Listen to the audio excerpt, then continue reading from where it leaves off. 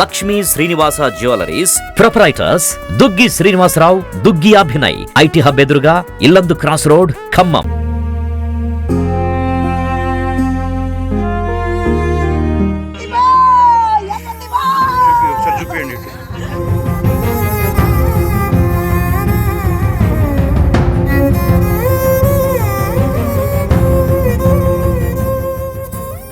Welcome to Suman TV Khammam.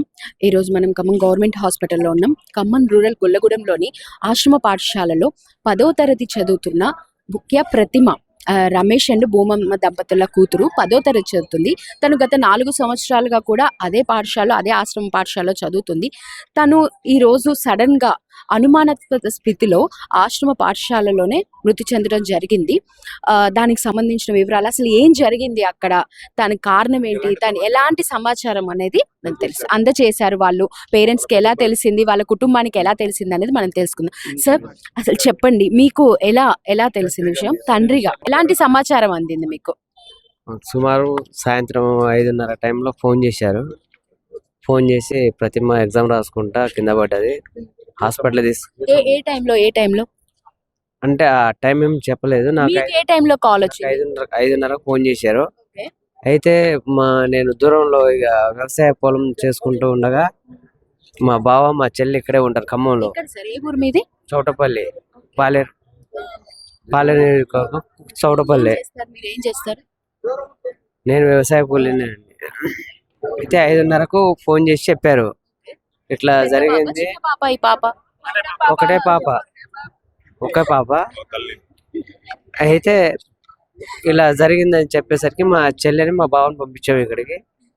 పంపించేసరికి ఇక police కాన్వాయ్లు ఈ మొత్తం ఉన్నాయని చెప్పారు. వాళ్ళు వెళ్ళేసరికి పక్కన ఒక మూల పడేసి ఉందంట. అక్కడ సిబ్బంది ఎవరు లేరు. అక్కడ హాస్టల్లోనేనా, హాస్పిటల్లో పడేసింది? హాస్పిటల్లో, గవర్నమెంట్ హాస్పిటల్లో తీసుకొచ్చి పక్క పడేసి ఒక సిబ్బంది. చెప్పారా మీకు ఏ టైంలో హాస్పిటల్ తీసుకొస్తున్నాం అనేది? ఏం చెప్పలే మీకు? అసలు ఎవరు వచ్చారు ఏందనేది కూడా ఎవరు ఇన్ఫర్మేషన్ ఇవ్వలేదు. మేము వచ్చిన తర్వాత చూసిన తర్వాత చూసేసరికి ఎక్కడ ఉంది, ఏ పరిస్థితుల్లో ఉంది? ఏం లేదు, నిజ స్థితిలోనే ఉంది. ఆల్రెడీ పడినే పక్క పెట్టించారు. ఇంకైతే అక్కడ వాళ్ళకి సంబంధించిన వాళ్ళు, స్కూల్ సంబంధించిన వాళ్ళు ఒకళ్ళు కూడా లేరు అక్కడ. ఒకళ్ళు కూడా లేకపోయేసరికి మా చెల్లెను మా బావ అక్కడ వెళ్ళి ఎవరు తీసుకొచ్చారు ఏందని అడగగా ఎవరు ఏం రెస్పాండ్ కాకుండా పక్కకు పడేశారు. తర్వాత నేను సుమారు 6 ఇక అక్కడ నుంచి 40 కిలోమీటర్స్ రావాలంటే ఒక స్కూల్ నుంచి సమాచారం ఇవ్వటం కూడా హెల్త్ బాగాలేదని ఇచ్చారా, లేకపోతే ఎలాంటి సమాచారం వచ్చింది మీకు పాఠశాల నుంచి? ఎలాంటి ఆరోగ్య సమస్యలు చేత అని చెప్పారు మీకు? హెల్త్ బాగలేదని చెప్పారు. ఇంకా వేరే ఏం సమాచారం మీకు ఇవ్వలేదు? మీరు ఏమవుతారు, మీ పేరెంట్ అంటే సార్ నేను పేరెంట్ అంటే మీరు ఒకళ్ళు రండి, హాస్పిటల్ రండి అన్నారు. అంతే అన్నారు. ఇక తర్వాత ఎవరు ఇక్కడ ఇలా ఉంది పరిస్థితి. దానికి ఇంతకు ముందు ఏమైనా ఆరోగ్య సమస్యలు ఉన్నాయా? ఏం లేదండి, పాప మంచి ఆరోగ్యంగా ఉండేది. ఇలాంటి ఇప్పటి వరకు ఏం లేదు అసలు. ఓకే, మీకు అసలు ఈ సమాచారాన్ని ఎవరు ముందుగా అందజేశారు? ఈ ప్రిన్సిపల్ గారే ఫోన్ చేసి చెప్పారండి. 5:30కు ఫోన్ చేశారు. ఏమని చేశారు? తల తిరిగి కింద పడిపోయింది అనేసి చెప్పారు. ఇక్కడ హాస్టల్లో ఉందా, క్లాస్ రూమ్ లో ఉందా? ఆ టైంలో హాస్టల్లోనే ఉందని చెప్పారు. హాస్టల్ నుంచి హాస్పిటల్ తీసుకెళ్తున్నాం అని చెప్పారు. కానీ ఆల్రెడీ అక్కడే అంటే తీసుకెళ్తున్నామని చెప్పారు, కానీ తీసుకొచ్చాక ఇప్పుడు ఆటోలో తీసుకెళ్తున్నాము, మీరు కూడా రండి అని చెప్పారు. అంతే. ఆ సమయంలో ఎలా ఉంది పాప పరిస్థితి ఏంటి అనేది మీకేం ఇన్ఫర్మేషన్ అయితే ఇవ్వలేదు? ఇన్ఫర్మేషన్ ఏమి ఇవ్వలేదు, తీసుకొచ్చారు అంతే. ఆ పాప అంటే హాస్టల్లో ఉన్నప్పుడు తనకి మంచిగా ఉండేదా, చెప్పేదా మీకు? ఏమైనా కంప్లైంట్స్ చెప్పేదా, నాకు ఇక్కడ ఇలా ఉంది, మంచిగా లేదు అని? మీకు ఇలాంటివి ఏమైనా చెప్పేదా పాప మీతోటి? అలా ఏం చెప్పలేదు కాదు. చివరిగా ఎప్పుడు మాట్లాడింది పాప మీతోటి? నాతో మాట్లాడి 1 వీక్ బ్యాక్ మాట్లాడింది, పోయిన సండే మాట్లాడింది. ఇంకా తర్వాత మళ్ళీ నాకు ఫోన్ చేయలేదు. ఎలా ఉన్నావు అంటే బాగానే ఉన్నా అని చెప్పారు. ఇంకంతే. ఏమైంది కూడా మాకు చెప్పలే వాళ్ళు. ప్రతిమ నాయనమ్మ ఎవ్వరు ఏం చెప్పలే నాకు. నా కొడుకుకి 5 బావకి ఫోన్ వచ్చిందంట, కళ్ళు తిరిగి పడ్డది, మీ అమ్మాయి గవర్నమెంట్ హాస్పిటల్ తీసుకుపోయారని ఎవరో అన్నారంట. 5 బావకి ఇప్పుడు సాయంత్రం అయితే ఆడ నుంచి ఊరుకు బండేశ్వరి వచ్చిండు. ఆరోగ్యం పరిస్థితి ఏం లేదు. 10th క్లాస్ 10th క్లాస్ చదువుతుంది. తల్లి ఏమో నాటేయటానికి పోయింది, తండ్రి ఏమో కరెంట్ బిల్లు కూడా రెండింది రానిపోతాడు.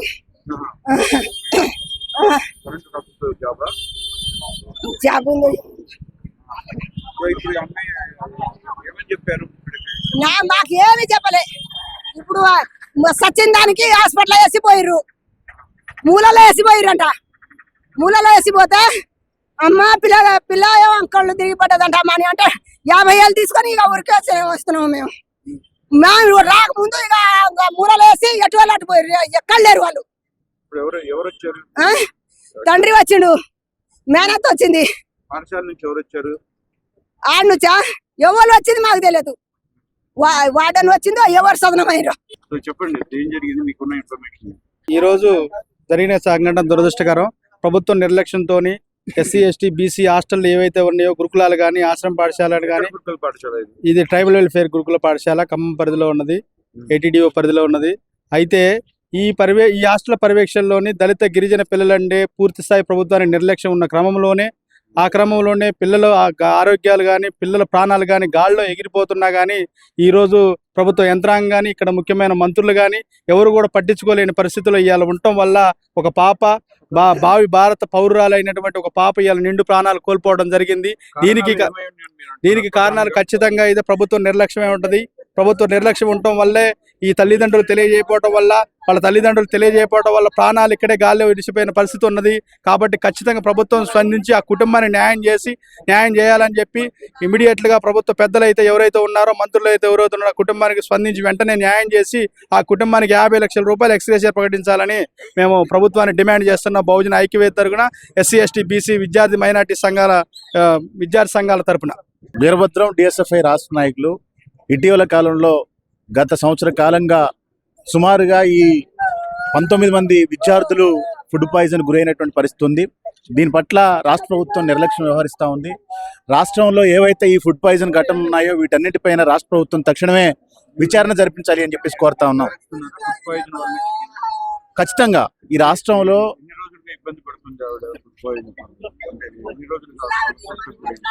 అంత ఆషామాషిగా విద్యార్థులు ఎవరు కూడా గురుకులాల్లో చనిపోయేదానికోసం అవకాశం లేదు. ఇతర రోగాలు అట్లాంటి ఏవైనా ఉన్నా కూడా తక్షణమే అక్కడ ఉన్నటువంటి సిబ్బంది విద్యార్థులకు ఏమవుతా ఉందనేటువంటిది పరిశీలన చేయాల్సినటువంటి బాధ్యత వాళ్ళపైన ఉంది. అయినప్పటికీ కూడా విద్యార్థుల పట్ల గురుకులాల్లో తీవ్రమైనటువంటి నిర్లక్ష్యం ఉంది. అక్కడ సౌకర్యాలు కూడా సరిపడ లేనటువంటి పరిస్థితి ఉంది. ఏఎన్ఎంలు ఉండట్లేదు, వాళ్ళ హెల్త్ ను పరిశీలించడానికి ఎవరు ఉండనటువంటి పరిస్థితి ఉంది. ఈ రాష్ట్రంలో సుమారుగా 19 మంది విద్యార్థులు ఇప్పటికే చనిపోయినటువంటి పరిస్థితి కూడా ఉంది. ఇట్లా గురుకులాల్లో ఆర్భాటంగా ప్రారంభించినటువంటి గురుకులాల్లో, అద్దె భవనాల్లో ప్రారంభించినటువంటి గురుకులాల్లో ఎక్కడా కూడా మౌలిక సదుపాయాలు లేనటువంటి పరిస్థితి కనపడతా ఉంది.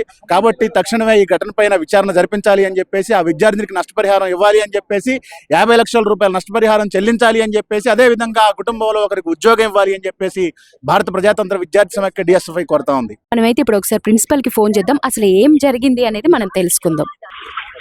హలో, మేము సుమన్ టీవీ నుంచి మాట్లాడుతున్నాం సార్, లైవ్ లో ఉన్నాము. చెప్పండి అమ్మా. సార్, ఇది ఇప్పుడు మన పాప ప్రతిమ ఉంది కదా సార్, ఏంటి సార్ అసలు ఇష్యూ ఏంటి? ఇక్కడ ఏమో ఎవరు మాకు ఇన్ఫర్మేషన్ ఇవ్వలేదు అని అంటున్నారు. అసలు ఏం జరిగింది మీ వర్షన్ లో ఒకసారి చెప్పండి. కరెక్ట్ గా ఎగ్జాక్ట్ గా 3 o'clock కి సోషల్ FA1 ఎగ్జామ్ నడుస్తుంది అమ్మా. Okay sir. ఎగ్జామ్ నడుస్తుంది, FA1 ఎగ్జామ్ నడుస్తున్న టైంలో ఆ అమ్మాయికి ఫిట్స్ వచ్చాయి. ఓకే. ఫిట్స్ వచ్చేసి పడిపోయింది. ఓకే. ఇంతకు ముందు ఎప్పుడైనా పాపకు అలా అయిందా సార్? ఇదే ఫస్ట్ టైం? అసలు ఏం లేదమ్మా. అదే మీ దగ్గర 6వ తరగతి నుంచి చదువుతుందంట కదా పాప? అవును, 6వ తరగతి నుంచి చదువుతుంది. మా దగ్గర ఏమి గతంలో పడిపోవటం గానీ ఇన్సిడెంట్ గానీ ఏం లేదు. ఓకే. బట్ పేరెంట్స్ చెప్పిన దాన్ని బట్టి ఏంటంటే అమ్మాయికి థైరాయిడ్ ఉంది. సో థైరాయిడ్ ఉంది. ఒక ఫైల్ దొరికింది మాకు అమ్మాయి పెట్టెలు. Okay madam. సో అంటే దాని వల్లే తనకి ఫిట్స్ వచ్చిందని మీరు అనుకుంటున్నారా? ఏమ్మా? దాని వల్లే ఫిట్స్ వచ్చిందని మీరు అంటున్నారా? మేము అట్లా చెప్పలేమమ్మా అసలు. అయితే ఏం జరిగింది అని అంటే ఫిట్స్ వచ్చినాయి, అమ్మటే నోట్లోంచి బురద వచ్చేసింది. ఇమీడియట్ గా ఏం చేసామంటే, కానీ సార్ థైరాయిడ్ కి ఫిట్స్ కి అయితే అసలు సంబంధం లేదు. బట్ దాంట్లో హెడేక్ ఇవన్నీ రాస్తున్నాయి ఫైల్. ఓకే. హెడేక్ వస్తుందని. So that is the secondary. అసలు ఈ రోజు జరిగిన దాని గురించి మాత్రమే మాట్లాడుతున్నాం. ఈ రోజు జరిగింది ఏంటనే చెప్పండి సార్. ఓకే. 3 o'clock ఏదైతే ఇమీడియట్ గా ఒక ఆటో ఎంగేజ్ చేసేసి ఖమ్మం గవర్నమెంట్ హాస్పిటల్ కి ఒక నర్స్ ఉంటది, ఏఎన్ఎం ఉంటది మా దగ్గర. ఓకే ఏఎన్ఎం ప్లస్ ఒక వర్కర్, కళ్యాణ్ అనే వర్కర్, వీళ్ళిద్దరు నుంచి ఆటోలో పంపించేసామన్నా. ఓకే పంపిస్తే ఇక్కడికి వచ్చేసరికి almost all expired government hospital కి. ఓకే ఇప్పుడు ఇక్కడ అంటే మీరు తీసుకొచ్చేటప్పుడే దారిలోనే ఎక్స్పైర్ లేదా లేదంటే ఇక్కడికి తీసుకొచ్చాక? ఖమ్మం గవర్నమెంట్ హాస్పిటల్ తీసుకొచ్చేసాం, డాక్టర్ కన్ఫర్మ్ చేశాడు. ఓకే ఎప్పుడు కన్ఫర్మ్ చేశారు డాక్టర్? మాకు అరౌండ్ అబౌట్ 4:30. అంటే దారిలోనే పాప చనిపోయిందని కన్ఫర్మ్ చేశారా? అంటే దారిలోనే చనిపోయిందని చెప్పలేదు, బట్ ఇక్కడికి వచ్చేసరికల్లా చూశారు డాక్టర్. చూసేసి అయితే ఈ లోపల ఏమైందంటే ముందు వీళ్ళని పంపించేసి వెనకాల నేను 2 వీలర్ మీద వచ్చానమ్మా. ఓకే ముందు వీళ్ళిద్దరు వచ్చేసేసారు. మరి పేరెంట్ కి ఎప్పుడు ఇన్ఫార్మ్ చేశారు సార్ మీరు? నేను అయితే ఈ విషయం చనిపోయిన సంగతి ఫస్ట్ నాకు కూడా తెలియదు. ఎప్పుడైతే ఆటో ఎక్కి వాళ్ళని పంపించేసామో ఇమీడియట్ గా పేరెంట్ కు ఫోన్ చేసి, అంటే అదే ఊరు అమ్మాయి 10th క్లాస్ రాజేశ్వరి అని ఉంది. ఓకే ఆ అమ్మాయిని తీసుకుని ఫోన్ నెంబర్ తీసుకుని ఇమీడియట్ గా పేరెంట్ కి ఫోన్ చేశాను, మీ అమ్మాయికి ఒంట్లో బాగలేదు, మేము ఖమ్మం గవర్నమెంట్ హాస్పిటల్ తీసుకెళ్తున్నాము, ఇమీడియట్ గా మీరు వచ్చేసేసేయండి. ఓకే అంటే ఫస్ట్ ఫోన్ కాల్ మన పేరెంట్ చేయాలి కాబట్టి అప్పుడు నాకు ఇంకా ఇన్ఫర్మేషన్ రాలా. మీకు అంటే సిమ్టమ్స్ ఏం కనపడ్డాయి సార్ పాపలో? పాపలో అసలు ఎగ్జామ్ ఎగ్జామ్ రాస్తా పడిపోయిందమ్మా. ఓకే పడిపోయింది. ఫుడ్ పాయిజన్ అని కూడా అంటున్నారు సార్ ఒక మాట. ఆరోపణ ఏంటంటే ఫుడ్ పాయిజన్ కూడా ఉంటుంది అని. వాళ్ళు ఇంకోటి ఏంటి ఆరోపిస్తున్నారంటే సార్, లేదు బాడీ కూడా స్మెల్ వస్తుంది మేము అక్కడికి వెళ్ళిన తర్వాతకి, ఇంతకు ముందే పాప మాకు చూపి కనీసం వాళ్ళు ఏమంటున్నారంటే మాకు కనీసం ఇక్కడికి వచ్చాక కూడా ఒకళ్ళన్నా రెస్పాండ్ గా లేరు, ఒక పక్కకి చున్నీ కప్పేసి ఉంచారు, మార్చురీకి డైరెక్ట్ గా తరలించేశారు, మేము మా పాపను కూడా చూసుకోలేకపోయాము అని చెప్పేసి ఆరోపిస్తున్నారు సార్ ఇక్కడ. మరి డిస్ట్రిక్ట్ జిల్లా యంత్రాంగం మొత్తం ఇక్కడే ఉందమ్మా. జేసీ గారు, మా పిఓ గారు, ఐఏఎస్, డిప్యూటీ డైరెక్టర్, ఏటీడీఓ మేడం, అంటే సార్ యంత్రాంగం ఉంది కాదనట్లే. వాళ్ళు ఏమంటున్నారు, కనీసం మా పాపని మాకు అప్పచెప్పి ఇదిగోండి మీ పాప పరిస్థితి ఇలా ఉందని కనీసం ఒక్కరు కూడా మాకు హాస్టల్ నుంచి సమాధానం చెప్పలేదు అంటున్నారు వాళ్ళు. అంటే హాస్టల్ నుంచి అంటే అమ్మా అక్కడ మీరు గమనించాల్సింది ఏంటంటే వన్స్ సిచ్యుయేషన్ గవర్నమెంట్ హాస్పిటల్ కి వెళ్ళిన తర్వాత మరి సార్ అది అంటే ప్రైవేట్ హాస్పిటల్ కి తీసుకెళ్లొచ్చు కదా, గవర్నమెంట్ హాస్పిటల్ కి ఎందుకు తీసుకొచ్చారని కూడా ఆరోపిస్తున్నారు సార్. అదే ఇంకోటి ఏంటంటే గవర్నమెంట్ మాకు ఆర్డర్స్ అమ్మా, స్ట్రిక్ట్ ఆర్డర్స్. అసలు ఫస్ట్ గవర్నమెంట్ హాస్పిటల్ తీసుకెళ్ళాలి మేము. గవర్నమెంట్ హాస్పిటల్ తీసుకెళ్ళాలి మేము అసలు. ఓకే సార్ అంబులెన్స్ లో మరి ఆటోలో కాకుండా అంబులెన్స్ లో తీసుకురావచ్చు కదా అని కూడా ఆరోపిస్తున్నారు. టైం లేదమ్మా, ఇది ఊరికి అవుట్స్కట్స్ లో ఉంటది. ఇది ఖమ్మం రూరల్ మండలంలో ఉంటదమ్మా. ఇది ఖమ్మం రూరల్ మండలము అవుట్స్కట్స్ లో ఉంటది. ఓకే సార్ అవుట్స్కట్స్ లో ఉంటది. మాకు దొరికిన ట్రాన్స్పోర్టేషన్ అవైలబిలిటీ. ఇంకోటి ఏంటంటే అంబులెన్స్ అంటే అంబులెన్స్ మన దగ్గరకు వచ్చి మళ్ళీ అది తీసుకెళ్ళడానికి లేట్ అవుతుంది కదా అసలు. లేట్ అవుతుంది. మాకు ఎమ్మటే ఏం చేసామంటే 2 వీలర్ మాట్లాడు ఆటో తీసుకొని ఆటో ఎంగేజ్ చేసి ఎక్కడ కూడా లేట్ చేయలేదు అసలు. వాళ్ళు ఏమంటున్నారంటే సార్ ఒక్కసారి ఇక్కడ పేరెంట్స్ కూడా వాళ్ళు కూడా ఉన్నారు, వాళ్ళకి కొన్ని డౌట్స్ ఉన్నాయి. అంటే మాకు కనీసం ఒక్కలన్నా మమ్మల్ని కలవలేదు, సమాధానం చెప్పలేదు అంటున్నారు. ఒక్కసారి మాట్లాడండి. సార్ మరి వాళ్ళు వచ్చారు కదా, వార్డెన్ వాళ్ళు పంపించారు, ఇంకా ఎవరికో పంపించామన్నారు కదా. మరి మేము పేరెంట్స్ తరపున వచ్చాం కదా, పాపను ఆడ పడేశారు, వాళ్ళు ఏదో తిరుగుతున్నారు. అందరు కలెక్టర్ సార్ వాళ్ళందరినీ తీసుకొచ్చి వాళ్ళు ఫోటో అవి తీసుకున్నారు. అప్పుడు నేను అనుకున్నా కదా పాప మరి వీళ్ళు గవర్నమెంట్ హాస్పిటల్ కదా, ఎవరైనా చనిపోయి ఉంటే ఇలా చేస్తున్నారేమో అన్నట్టుగా పాప దగ్గరికి వెళ్దామని వెళ్ళాము. మేము హాస్పిటల్లో అడిగిన కాడ ఎవరు ఏం సమాధానం చెప్పలే. మరి తీసుకొచ్చిన వాళ్ళు ఒక్కరు కూడా పక్కన లేరు. ఎందుకు సార్ మరి పాపకి ఇలా జరిగింది, కళ్ళు తిరిగి పడిపోయిందన్నారు, కానీ ఫిట్స్ వచ్చిందని ఒక్క మాట అయినా చెప్పారా సార్ మీరు పేరెంట్స్ ఫోన్ చేసేటప్పుడు? వాళ్ళు ఫిట్స్ అన్నది డాక్టర్ చెప్పితే మాకు అర్థమైంది, కళ్ళు తిరిగి పడిపోయింది. అంటే సార్ తను దారిలోనే చనిపోయింది. ఫిట్స్ అని సార్ ఇక్కడ వచ్చినాక ఎట్లా తెలుస్తాయి సార్? అంటే సార్ ఫిట్స్ అయితే కొన్ని లక్షణాలు ఉంటాయి కదా సార్, అలా ఏంటంటేనమ్మా మేము ఏం చేసామో మేము చేసిన సిచ్యుయేషన్ మీకు చెప్తున్నాము. అయితే సార్ నేను ఒక మాట అడుగుతా, నర్సులు ఉంటారు కదా, తనకి హెడేక్ ఏమైనా వస్తే నర్సు దగ్గర వస్తారు. సరే ప్రెగ్నెంట్, మీ నర్సు ప్రెగ్నెంట్ కదా, ఇంట్లో ఉంటుంది. మరి తన తరపున వేరే వాళ్ళని తీసుకొచ్చి పెడితే పిల్లలు వచ్చి అడిగినప్పుడు వాళ్ళకి ఏ నొప్పి ఉందో వాళ్ళకి చిన్నగా ప్రేమగా అడిగితే వాళ్ళు చెప్తారు, మీరు టాబ్లెట్స్ ఇస్తే వాళ్ళకి సెట్ అవుతుంది. అప్పటికి అవ్వకపోతే పేరెంట్స్ ఫోన్ చేసి ఇలా ఉంది మీ పాపని తీసుకెళ్లి చూపించి పంపించండి అని మీరు చెప్పారనుకో సార్, మేము తీసుకొస్తాం కదా. మరి అడగడానికి పోతే నర్సు మేడం కసురుకుంటదంట, తిడతాదంట. దేనికి సారు? అది ఇంకోటి ఏంటంటేనమ్మా, చెప్పండి సార్ నాకు. నేను చెప్తానమ్మా. మీరు ఆ. మేనత్తనే సార్, నేను మేనత్తనేనమ్మా. ఇందాక మీరు చేసేటప్పుడు నేను మొత్తం అక్కడే ఉన్నానమ్మా. నేను వెనకాలే వచ్చా వీళ్ళని పంపించేసేసి.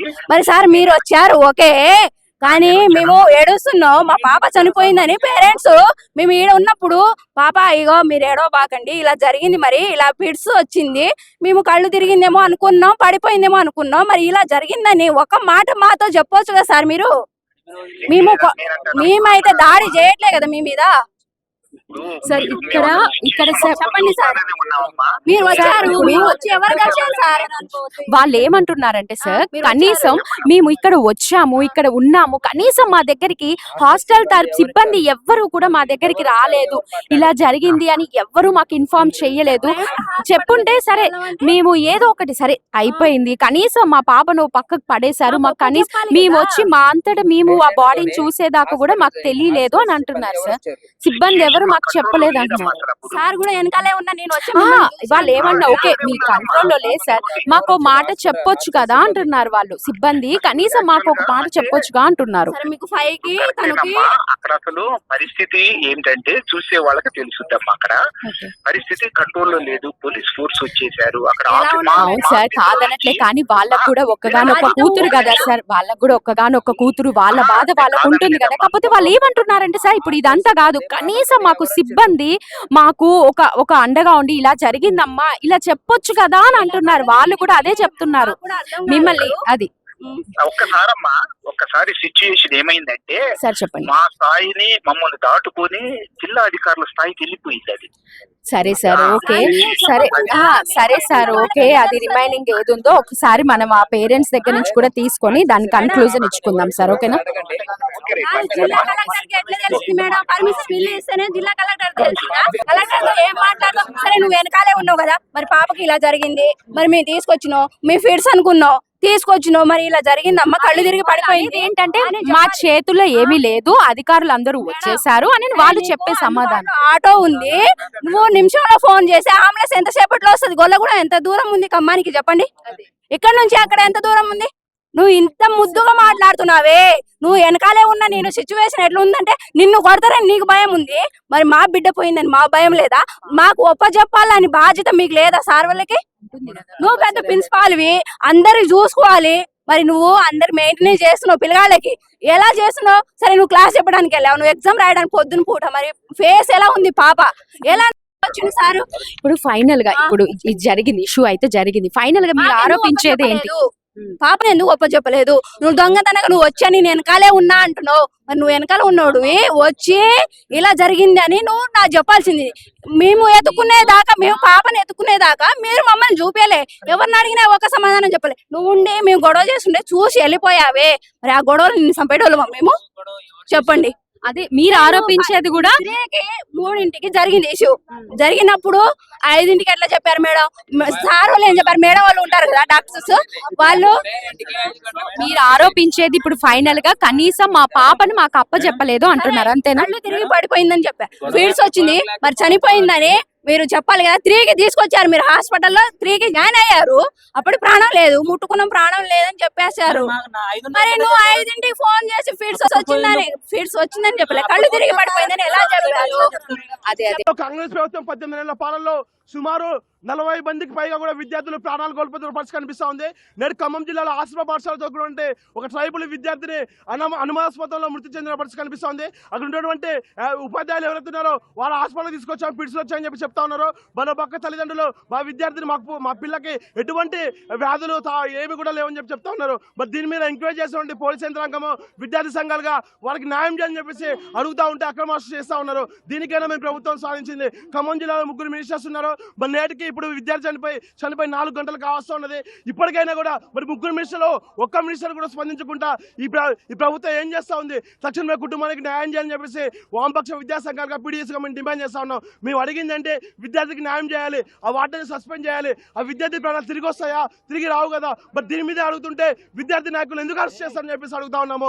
మీరు కుటుంబానికి న్యాయం చేస్తారా, అటు ఆ వార్డెన్లకి న్యాయం చేస్తారని చెప్పేసి అడుగుతా ఉన్నాము. ఎంతమంది బలిదానాలు కావాలి తెలంగాణ? అసలు మా విద్యార్థులు చనిపోతే కనీసం తెలంగాణ ప్రభుత్వం స్పందించడం లేని చెప్పేసి కూడా మేము తెలియజేస్తా ఉన్నాం. కాబట్టి ఇప్పటికైనా ప్రభుత్వం స్పందించాలి, ఆ విద్యార్థి కుటుంబానికి న్యాయం చేయాలి, వాటిని తక్షణమే సస్పెండ్ చేయాలని చెప్పేసి కూడా మేము పీడిఎస్ వామపక్ష విద్యాసంఘాలు డిమాండ్ చేస్తా ఉన్నాం. కాబట్టి ఇప్పటికైనా ప్రభుత్వం స్పందించకపోతే ఆ కుటుంబానికి న్యాయం చేసేంత వరకు కూడా ఉద్యమాలు చేపడతామని చెప్పేసి కూడా మేము తెలియజేస్తా ఉన్నాము. అదేవిధంగా పోలీసు యంత్రాంగానికి ఒకటే తెలియజేస్తా ఉన్నాము, మేము మా విద్యార్థి పక్షాన్ని న్యాయం కోసం డిమాండ్ చేస్తా ఉన్నాము. మీ న్యాయం కోసం నిలబడాలనుకుంటే మమ్మల్ని అరెస్ట్ చేయడం కాదు, ఆ వార్డెన్ ఎవరుతున్నారో ఆమెను అరెస్ట్ చేసి స్టేషన్లో పెట్టండి, ఎంక్వైరీ చేయండి, ఆమెను సస్పెండ్ చేయించాలని చెప్పేసి మీరు న్యాయం చేయండి, న్యాయం కోసం పోవడం చేయని చెప్పేసి కూడా మేము ఈ సందర్భంగా తెలియజేస్తా ఉన్నాము.